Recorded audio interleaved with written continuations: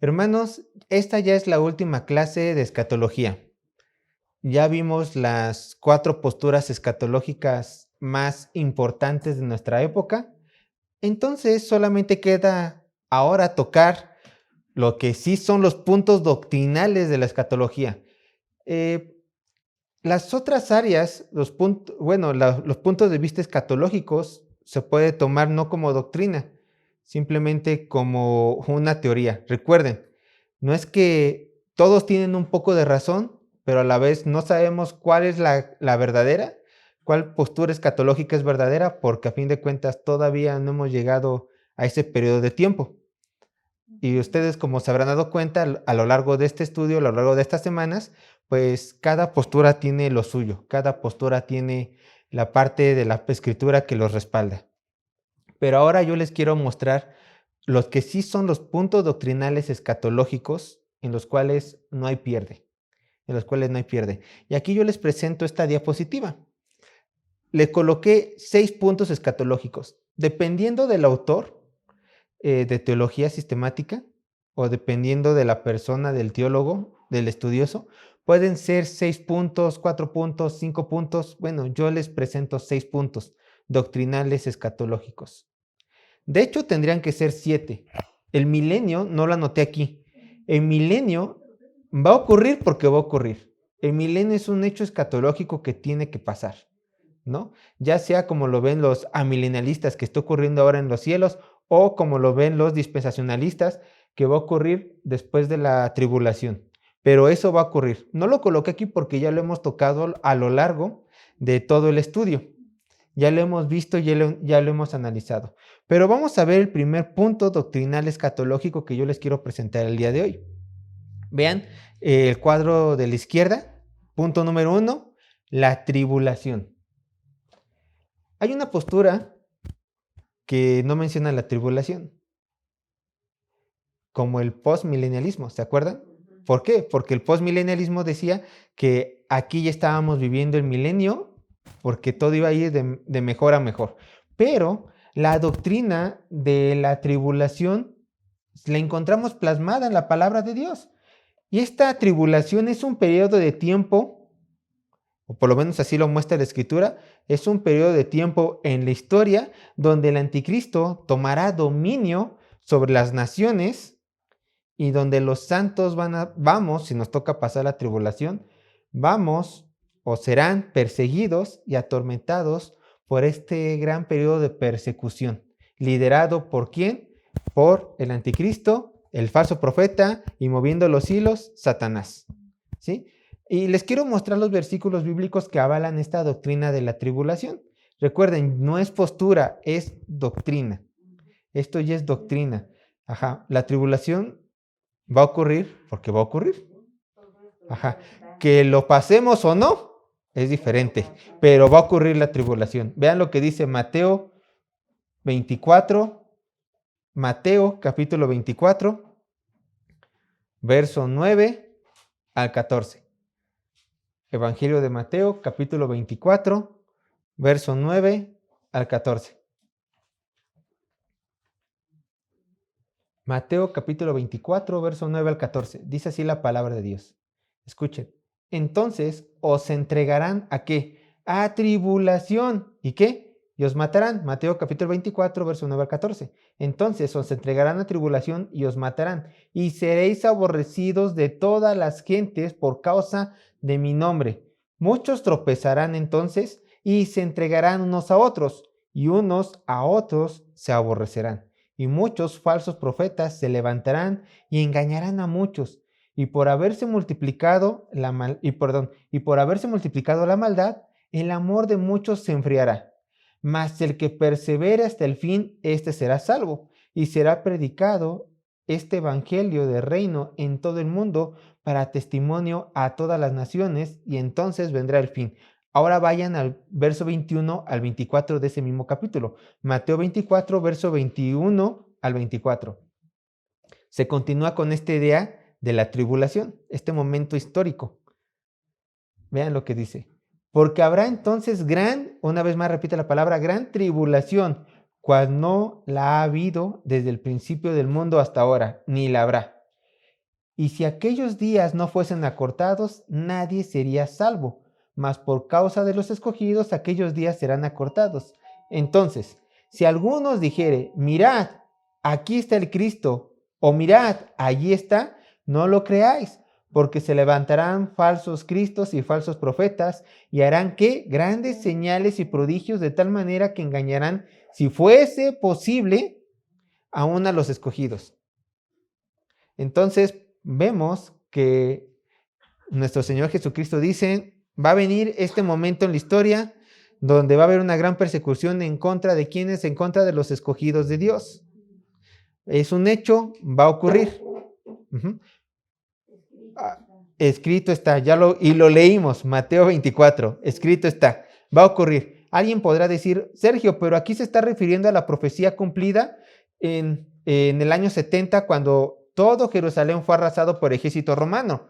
Sí, en parte esta profecía se cumplió, pero esta tribulación, como nunca se ha visto en la tierra, y como aquí se menciona, ahí está el Cristo, no ha ocurrido. Entonces, en parte esta profecía fue hecha, ¿para qué? Para el año 70 después de Cristo, pero podemos ver un sentido escatológico en este periodo preciso de la historia que va a ocurrir, donde el anticristo va a tomar control sobre las naciones y los escogidos de Dios van a ser, ¿qué? Perseguidos. Arrebatamiento. Punto número 2, lo podemos también ver aquí en la diapositiva. El otro punto doctrinal, escatológico, es el arrebatamiento. ¿Por qué doctrinal? Porque todos los cristianos estamos de acuerdo en esto. Todos los cristianos sabemos que va a haber una tribulación. ¿Cuándo va a ocurrir? No lo sabemos. ¿Quiénes se van a quedar? Bueno, aún no lo sabemos. Va a haber un arrebatamiento. Es otro punto doctrinal. Todos los cristianos estamos de acuerdo en que va a haber un arrebatamiento. Y obviamente, dependiendo de la postura que tengamos, varía el momento en el cual nuestro Señor va a llevar a cabo el arrebatamiento. Recuerdan, pre-tribulacional, que es antes de la tribulación, mi-tribulacional, en medio de la tribulación, o post-tribulacional, después de la tribulación. O sea, no sabemos en qué momento de la historia el Señor va a llevar a cabo este arrebatamiento. Pero de que va a haber arrebatamiento, va a haber arrebatamiento. Y esto lo dice Primera de Tesalonicenses, capítulo 4, versos 16 al 17. 16 al 17. Primera de Tesalonicenses, capítulo 4, verso 16 al 17. Primera de Tesalonicenses, capítulo 4, verso 16 al 17. Vean lo que dice la palabra de Dios. Escuchen. Porque el Señor mismo, con voz de mando, con voz de arcángel y con trompeta de Dios, descenderá del cielo. Y los muertos en Cristo resucitarán, ¿qué? Primero. Luego nosotros los que vivimos, los que hayamos quedado, seremos, ¿qué? Arrebatados juntamente con ellos en las nubes para recibir al Señor en el aire, y así estaremos siempre con el Señor. El arrebatamiento es un acontecimiento que ocurre porque ocurre. ¿Sí? Punto número 3, el tercer punto doctrinal, escatológico, o sea, ¿qué va a pasar? La segunda venida de nuestro Señor Jesucristo. Es algo que tiene que ocurrir sí o sí. Y la palabra de Dios dice y nos da testimonio y la seguridad de que así va a ser. Déjenme decirles, hermanos, que la doctrina de la segunda venida de nuestro Señor Jesucristo es una doctrina pilar fundamental, central de la fe cristiana. No hay hijo de Dios que no espere con ansias el regreso de nuestro Señor Jesucristo. Hermanos, en verdad, no tenemos que preocuparnos cuándo venga el anticristo. Tenemos que poner nuestra mirada en cuándo regresará Jesús. Ustedes encontrarán hermanos en Cristo que dicen, es que el anticristo viene pronto, es que las señales, es que el fin del mundo, es que la persecución.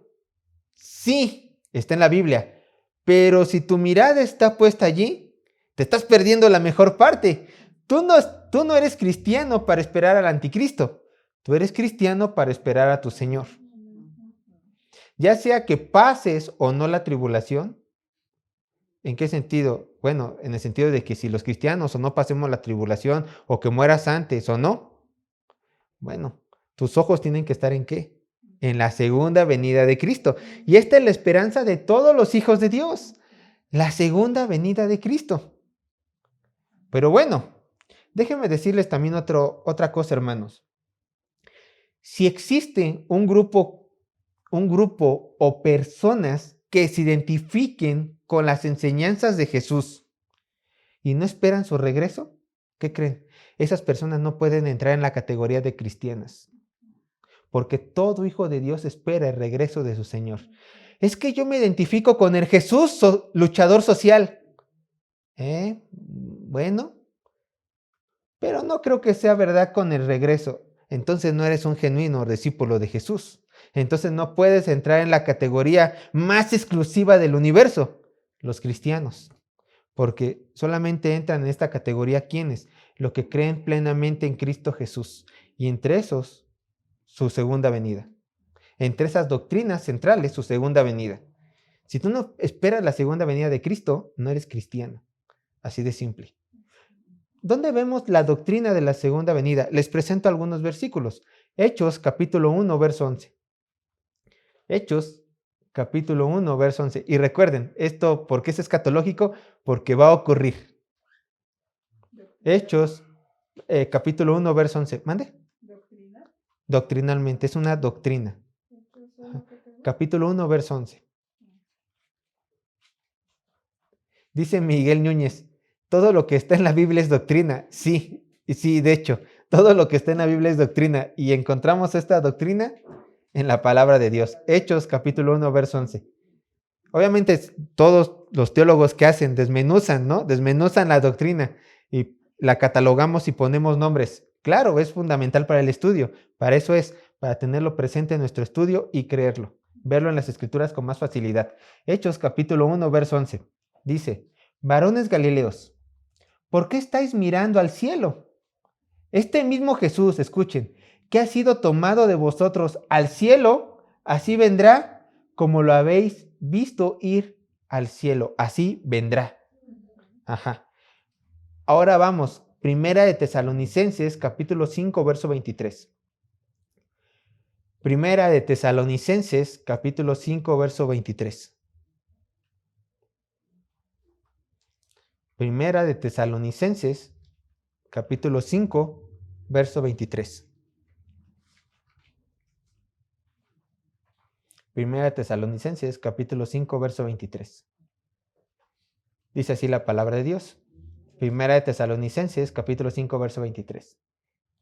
Y el mismo Dios de paz os santifique por completo, y todo vuestro ser, espíritu, alma y cuerpo, sea guardado irreprensible para la venida de nuestro Señor Jesucristo. ¿Sí? Tenemos que santificarnos, ¿por qué? Porque esperamos, ¿qué? Su venida. Esperamos su venida. Ajá.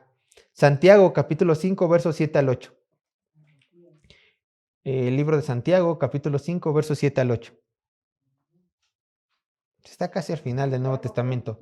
Santiago, capítulo 5, versos 7 al 8. Me estoy esperando, ¿por qué? Porque quiero que ustedes vean estas doctrinas en la misma palabra de Dios. Quiero que ustedes vean que hay sustento en la palabra de Dios y que no es un invento de cualquier persona que podamos ver en internet, ¿no? Santiago, capítulo 5, versos 7 al 8, dice así la palabra de Dios. Dice, por tanto, hermanos, tened paciencia hasta la venida del Señor. Mirad cómo el labrador espera el precioso fruto de la tierra, aguardando con paciencia hasta que reciba la lluvia temprana y la tardía. Tened también vosotros paciencia y afirmad vuestros corazones, porque la venida del Señor, ¿qué? Se acerca. Ahí tenemos que ser. Dice Santiago, nos anima ¿a qué? A ser pacientes. Pero esta paciencia, ¿cómo? Aguardando la espera. Y en Tesalonicenses, ¿cómo se aguarda la espera? En santidad, santificándonos. No hay que ser como los malos trabajadores que dicen, mi Señor se va a tardar en venir. No. Pacientes, deseosos, esperando. Porque dice la Escritura que Él que viene pronto, que la venida del Señor se acerca. ¿Y qué creen?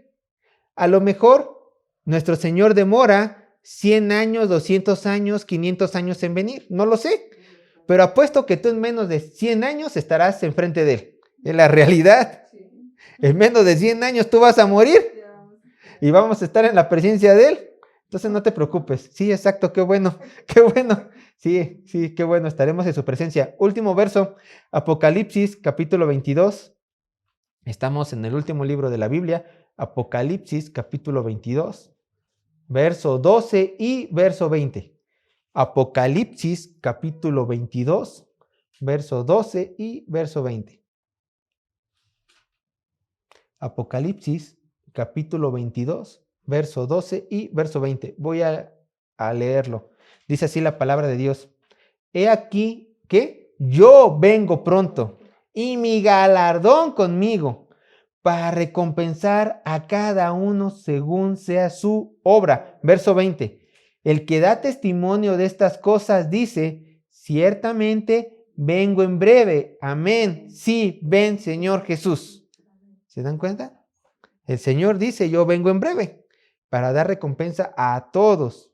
Y vengo en breve. ¿Cuánto es en breve? No sé, pero viene en breve. La segunda venida de nuestro Señor Jesucristo es inminente. Va a ocurrir porque va a ocurrir. Y esto es un punto doctrinal escatológico.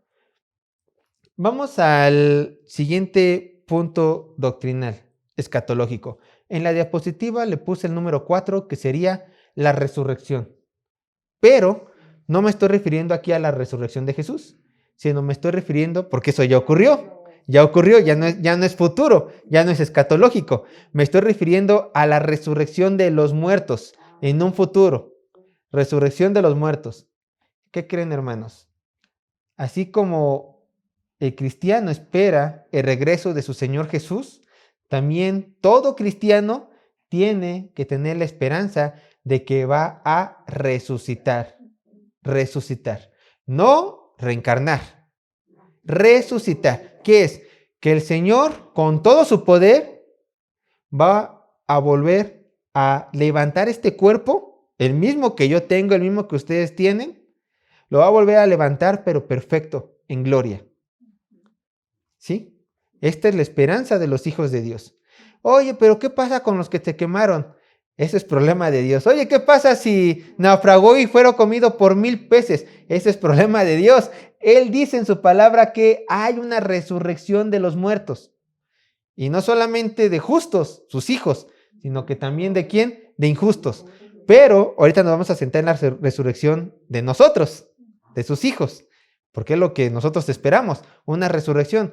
¿Qué es lo que esperaban los mártires, además de la segunda venida de Cristo? La resurrección. Su resurrección. Ellos sabían que no iban a morir en balde. Dirán, tal vez este cuerpo se va a quemar, será devorado por leones, será ultrajado de las peores maneras posibles. No sé. Pero este cuerpo, este mismo cuerpo que ahorita lo podemos ver inmóvil, se va a levantar. Se va a levantar. Ajá. Sin imperfecciones.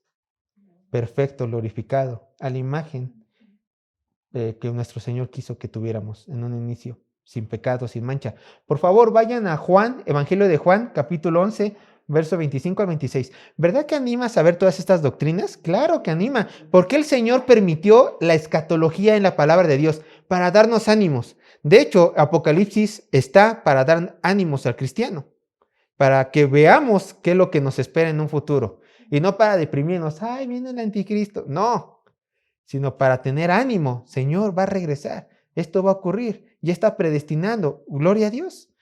Juan, Evangelio de Juan, capítulo 11, verso 25 al 26. Evangelio de Juan, capítulo 11, verso 25 al 26. Evangelio de Juan, capítulo 11, verso 25 al 26. Dice así la palabra de Dios. Le dijo Jesús, escuchen, yo soy la resurrección y la vida. El que cree en mí, aunque esté muerto, ¿qué? Vivirá. Y todo aquel que vive y cree en mí, no morirá eternamente. Y después hace la pregunta, ¿crees esto? Claro que todo hijo de Dios tiene que creer esto. ¿Por qué? Porque lo prometió, porque la resurrección. Así como nuestro Señor resucitó, todos sus hijos también vamos a resucitar. Nuestro Señor resucitó en gloria también sus hijos vamos a resucitar en gloria. Bueno, aquí hace la pregunta el Señor. ¿Crees esto? Sí, Señor, yo creo en esto. Vean lo que dice. Vamos a Primera de Tesalonicenses.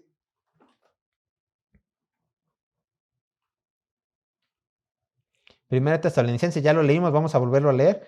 Primera de Tesalonicenses, capítulo 4, verso 14 y verso 16 ahora. Primera de Tesalonicenses,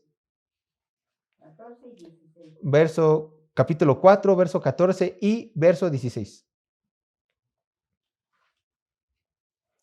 Primera de Tesalonicenses, capítulo 4, verso 14 y verso 16. Escuchen. Porque si creemos que Jesús murió y resucitó, así también traerá Dios con Jesús a los que durmieron en él, o sea, en resurrección. Y aquí dormir no se refiere a que cuando morimos nuestra conciencia está dormida, no, se refiere a los que están muertos, los que murieron en él, durmieron en él, murieron en él. Lo vuelvo a leer, porque si creemos que Jesús murió y resucitó, así también traerá Dios en Jesús a todos los que durmieron, murieron en él. Verso 16. Porque el Señor mismo, con voz de mando, con voz de arcángel y con trompeta de Dios, descenderá del cielo. ¿Y qué? Y los muertos en Cristo resucitarán primero. Ahí está. Déjenme decirles, hermanos, que la doctrina de la resurrección de los muertos es tan central y tiene que ser tan viva en el Hijo de Dios que Pablo se atreve a decir que si no hay resurrección tenemos una fe vana, una fe que no sirve. Vamos a leerlo, vean lo que dice. Primera de Corintios 15, verso 12 al 19. Primera de Corintios 15, verso 12 al 19. 15. Primera de Corintios 15, verso 12 al 19. Había personas que no creían en la resurrección de los muertos. Había personas que decían, enemigos obviamente de la iglesia, que decían que la resurrección era imposible. Pero bueno, Pablo dice estas siguientes palabras para refutar a esos hombres. Y le recuerda a la iglesia que es fundamental la doctrina. Primera de Corintios 15, verso 12 al 19. Vean lo que dice la palabra de Dios. Pero si se predica de Cristo, que resucitó de los muertos, ¿cómo dicen algunos entre vosotros que no hay resurrección de los muertos? Porque si no hay resurrección de muertos, tampoco Cristo resucitó. Y si Cristo no resucitó, vana es entonces nuestra predicación, vana es también nuestra fe. Y somos hallados falsos testigos de Dios, porque hemos testificado de Dios que Él resucitó a Cristo, el cual no resucitó, si en verdad los muertos no resucitan. Porque si los muertos no resucitan, tampoco Cristo resucitó. Y si Cristo no resucitó, escuchen, vuestra fe es vana. Aún estáis en vuestros pecados. Entonces también los que durmieron en Cristo perecieron. O sea, los que murieron en Cristo perecieron. Si en esta vida solamente esperamos en Cristo, sin resurrección, claro, somos los más dignos de conmiseración, o sea, pena de todos los hombres. O sea, somos los más dignos de lástima. Si la resurrección no es real, entonces Cristo no resucitó. Y si Cristo no resucitó, ¿qué creen? Todos nosotros estamos viviendo una mentira. ¿Pero qué creen? Cristo resucitó, lo dice las Escrituras, esa es nuestra fe. Y de hecho Pablo en el siguiente verso dice, pero Cristo resucitó. Pero como sabemos que Cristo resucitó, bueno, entonces ya no somos los más dignos de lástima, de pena, de conmiseración. Ahora somos las personas más afortunadas del mundo porque el Señor nos volvió a ver a nosotros. ¿Para qué? Para resucitar primero, como nuestro Señor Jesús, en gloria. Sí, exacto, resucitar en gloria. ¿Se dan cuenta? Obviamente, ahí está lo mismo. O sea, no solamente se puede me voy al salir tantito. No solamente se puede decir esto de esta doctrina de la resurrección. Si en la palabra de Dios hay un solo error, somos los más dignos de pena, porque hemos desperdiciado nuestras vidas en algo que no es verdad. Y seguiríamos en nuestros delitos y pecados, exacto. Pero como esta doctrina de la resurrección es real, porque nuestro Cristo resucitó, y como todo en la palabra de Dios es verdadero, entonces somos las personas más dichosas de este mundo, más bienaventuradas, más gozosas, porque todo esto, todas estas promesas que están en las Escrituras se cumplen en nosotros, incluyendo la resurrección de los muertos. ¿Se dan cuenta? A mí me alegra hablar de estas doctrinas porque realmente son hermosas para nuestro crecimiento espiritual y nuestro andar en Cristo Jesús. ¿Alguna duda? Se me olvidó que es clase. ¿Alguna duda?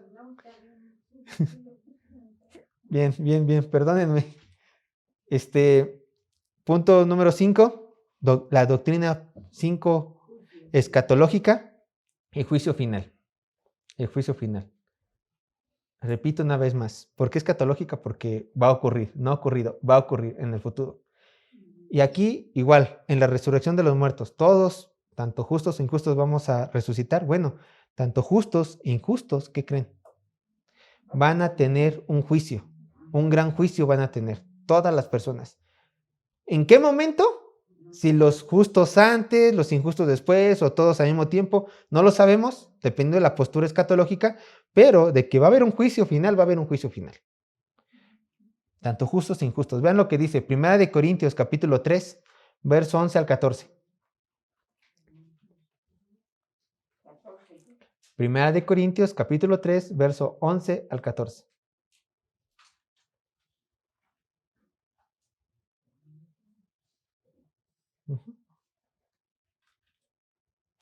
¿Qué va a pasar en este juicio final? Todas las obras de todos los hombres estarán enfrente de Dios y todas las obras de los hombres van a ser juzgadas, tanto de justos como de injustos.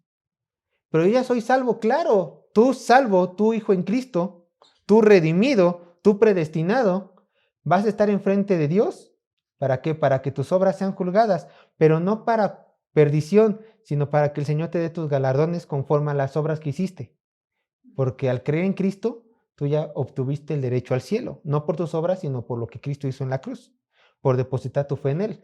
Pero los malvados, los injustos, los inconversos, también van a estar enfrente de la presencia de Dios para que sus obras sean exhibidas. Y eso determinará, por supuesto, el grado de juicio que van a tener, bueno, el grado de tormento, perdón, que van a tener en el lago de fuego. Bien, entonces, el justo para recibir galardones, o para recibir más, menos galardones, y el inconverso simplemente para ver en qué grado de castigo va a tener. Más, menos grado de castigo. Vean lo que dice 1 Corintios capítulo 3, verso 11 al 14. Dice así la palabra de Dios. Porque nadie puede poner otro fundamento en el que está puesto, el cual es Jesucristo. Y si sobre este fundamento alguno edificare oro, plata, piedra preciosas, madera, heno, hojarasca, la obra de cada uno se hará manifiesta, porque el día la declarará, pues por el fuego será revelada, y la obra de cada uno cual sea, el fuego que la aprobará. Si permaneciera la obra de alguno que sobreedificó, recibirá ¿qué? Recompensa. Ahí está, la recompensa de los santos. Mateo capítulo 16, verso 27. Capítulo 16, verso 17. Recuerden, ¿qué es lo que se va a juzgar? Obras, pensamientos, palabras. De todos. Mateo capítulo 16, verso 27. Y sí, obviamente, lo que hemos hecho, pues todo lo van a ver. Porque ¿quiénes van a participar también en el juicio? Los santos. Entonces, lo que hayamos hecho en secreto, todos nuestros hermanos santos lo van a ver. Todo lo vamos a conocer. Y vamos a pasar por nuestros pecados vergüenza a los hijos de Dios. Mateo capítulo 16, verso 27. Por eso los pecados ocultos no sirven de nada. Serán exhibidos en el día del juicio y seremos recompensados con más o menos galardones. Mateo capítulo 16, verso 27, dice así la palabra de Dios. Mateo capítulo 16, verso 27. Porque el Hijo del Hombre vendrá en la gloria de su Padre con sus ángeles Y entonces, ¿qué? Pagará cada uno conforme a qué? A sus obras. Segunda de Corintios, capítulo 5, verso 10. Segunda de Corintios, capítulo 5, verso 10.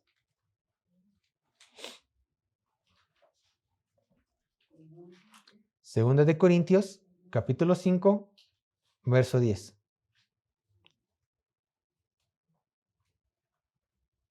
Segunda de Corintios, capítulo 5, verso 10. Segunda de Corintios, capítulo 5, verso 10, dice así la palabra de Dios: porque es necesario que todos nosotros comparezcamos ante el tribunal de Cristo, para que cada uno reciba según lo que haya hecho mientras estaba en el cuerpo, sea que sea bueno o sea malo. Ahí está, todos compadeceremos, todos estaremos enfrente de Él, justos o injustos, llegará ese día.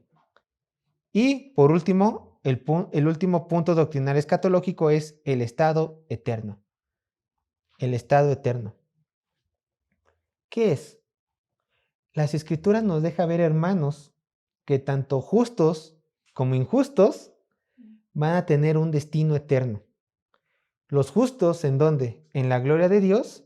Y los injustos, ¿en dónde? En el lago de fuego. Esto nos deja ver, pues, las escrituras. Conforme así creímos en Cristo, gloria. No creímos en Cristo, perdición y tormento eterno. El estado eterno. El infierno no es el último lugar de los pecadores. Recuerden, el último lugar de los pecadores, ¿qué es? El lago de fuego. El cielo, donde ahorita están las personas. El seno de Abraham, si lo quieren ver así. Donde ahorita están los justos que murieron, o sea, los cristianos, los creyentes en Cristo que murieron. Ese no es el estado eterno. Ese cielo es una antesala para el estado eterno que va a venir. Para nuevos cielos, nueva tierra. No. Todos los que no creyeron en Cristo, todos están en el infierno en estos momentos. Todos los que no creyeron en Cristo están en el infierno. Todos los que creyeron en Cristo, ¿dónde están? Están en otro lugar, cielo, seno de Abraham, como le quieren llamar. Pero no son los dos lugares de destino eterno. Cuando sea el juicio, ya saben, dependiendo de la postura escatológica, después serán juzgados para el estado eterno. De los que estaban en el infierno simplemente serán juzgados para pasar ahora sí al lago de fuego, su lugar eterno donde van a pasar eternidad. Y los que están en el cielo, bueno, ahora sí su estado eterno. Cielos nuevos, tierra nueva. Ajá. Como dice la escritura, la nueva Jerusalén, ¿no? Pero quiero que lo vean en la palabra de Dios. Apocalipsis capítulo 20, verso 14.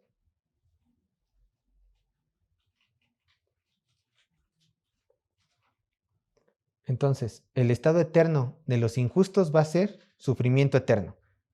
Y el estado eterno de los creyentes, gozo eterno. Apocalipsis capítulo 20, verso 14. Vean lo que dice. Apocalipsis capítulo 20, verso 14. Escuchen. Apocalipsis capítulo 20, verso 14. Y la muerte y el Hades fueron lanzados al lago de fuego. Esta es la muerte segunda. Y el que no se halló escrito en el libro de la vida fue lanzado al lago de fuego. O sea, el que no creyó en Cristo Jesús, porque solamente los que han creído en Cristo Jesús están escritos en el libro de la vida, todos los que no creyeron en Cristo Jesús fueron lanzados ¿a dónde? Al lago de fuego, su destino eterno. O sea, si ellos pensaban que en el infierno estaban sufriendo, no se compara con el sufrimiento del lago de fuego. Apocalipsis capítulo 21, verso 1 al 4. Apocalipsis, verso 21, verso 1 al 4. Ahora aquí es el estado donde nosotros vamos a estar. Apocalipsis capítulo 21, verso 1 al 4. Escuchen. Vi un cielo nuevo y una tierra nueva, porque el primer cielo y la primer tierra pasaron, y el mar ya no existía más. Y yo, Juan, vi la santa ciudad, la nueva Jerusalén, descender del cielo, de Dios, dispuesta como una esposa ataviada para su marido. Y oí una gran voz del cielo que decía: he aquí el tabernáculo de Dios con los hombres, y Él morará con ellos, y ellos serán su pueblo, y Dios mismo estará con ellos como su Dios. Enjuagará a Dios toda lágrima de sus ojos de ellos, y ya no habrá muerte, ni habrá más llanto, ni clamor, ni dolor, porque las primeras cosas pasaron, algo nuevo, destino eterno, gozo, nueva Jerusalén, cielos nuevos, tierra. Perdón, cielos nuevos, tierra nueva. Eso es lo que nos espera a los hijos de Dios. El estado eterno, lo cual es escatológico. ¿Por qué? Porque aún no ha ocurrido. Vuelvo a repetir lo mismo, no coloqué aquí el milenio porque ya lo hemos tocado a lo largo de todas las sesiones, pero el milenio también es un punto doctrinal escatológico, de que va a haber un milenio, de que hay un milenio, ya sea físico o espiritual, pero de que hay un milenio, ¿sí? ¿Alguna duda hasta aquí? ¿Alguna duda con esos puntos doctrinales? Sí. Hasta el número 5, sí. Ya eso está escrito y va a suceder. No. Desde el punto número 1, sí, todo esto va a ocurrir hasta el punto número 6, todo esto va a ocurrir. Y faltaría el punto número 7, el milenio, pero no lo coloqué porque ya lo hemos tocado. Ajá. Mande. ¿Milenio es el momento en que el Señor venga? No, esa es su segunda venida. El momento cuando el Señor venga es su segunda venida. El milenio es un periodo, ya sea físico de 1000 años o espiritual, tiempo indeterminado, donde nuestro Señor Jesucristo va a establecer su trono. Si es físico, va a venir a la tierra, va a establecer su trono aquí en la tierra. Si llega a ser la postura espiritual, que es la amilenialista, la cual nosotros compartimos como iglesia, Cristo ya está entronado en los cielos y está gobernando allá su periodo, su milenio, que no son 1000 años, sino es un tiempo simbólico, desde que Cristo se entronó en los cielos hasta su segunda venida. Esto lo podemos ir viendo en las sesiones pasadas con las posturas escatológicas.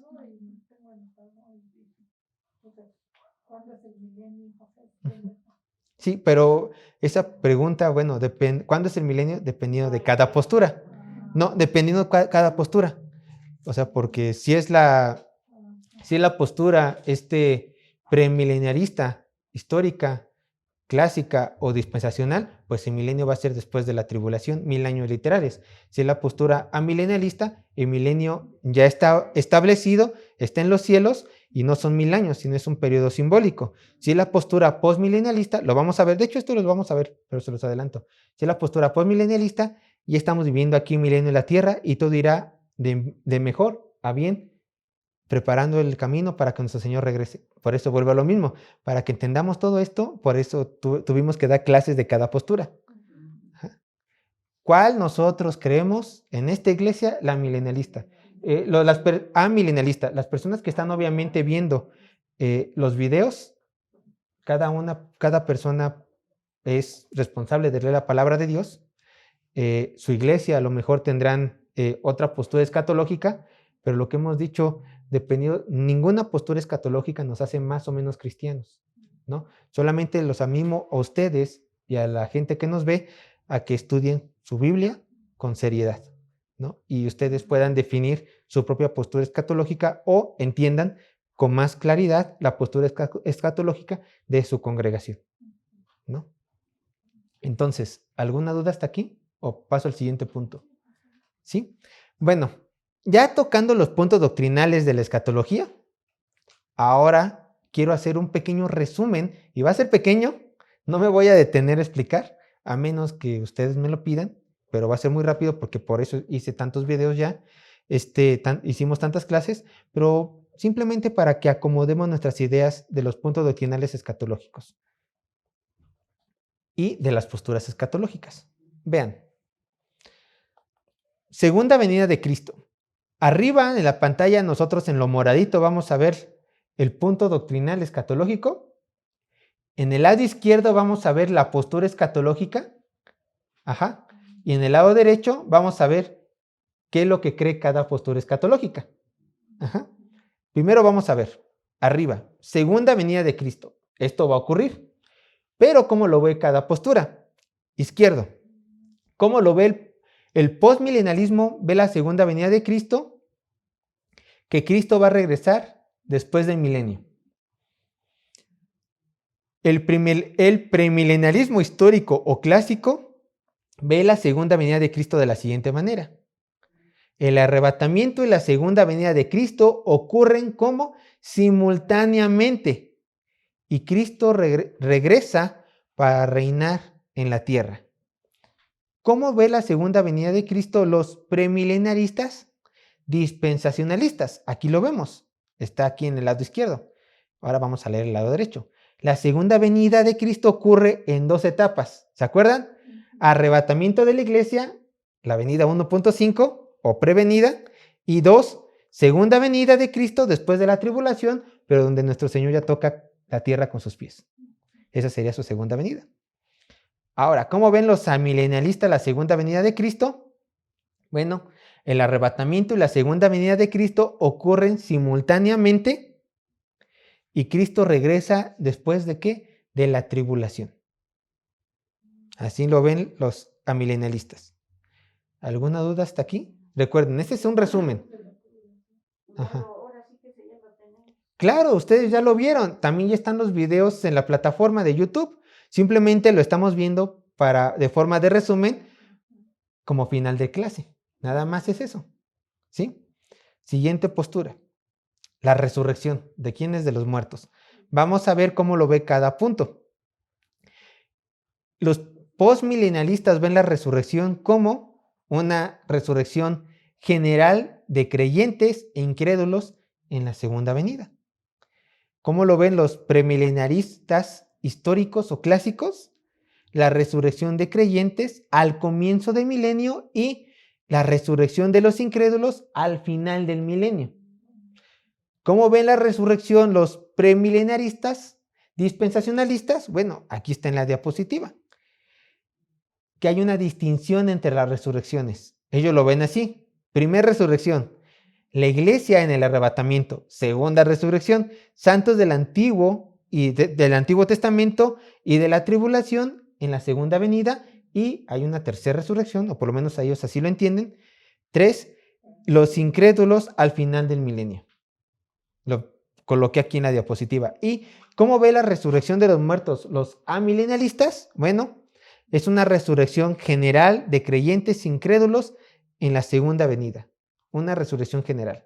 O sea, no es que los incrédulos van a resucitar después o antes, sino que el Señor va a resucitar a todos simultáneamente, general. ¿Alguna duda aquí? ¿No? Perfecto. Siguiente, juicios. ¿Se acuerdan? Ya lo vimos, es un punto. El Señor va a juzgar. Va a haber un juicio para todos los hombres, justos e injustos. Bueno, ¿cómo ven los juicios los postmilenaristas? Es un juicio general para todas las personas. Ajá. ¿Cómo lo ven los premilenaristas históricos clásicos? Juicio, primeramente, en la segunda venida de Cristo y un juicio al final de la tribulación. Va a haber dos juicios.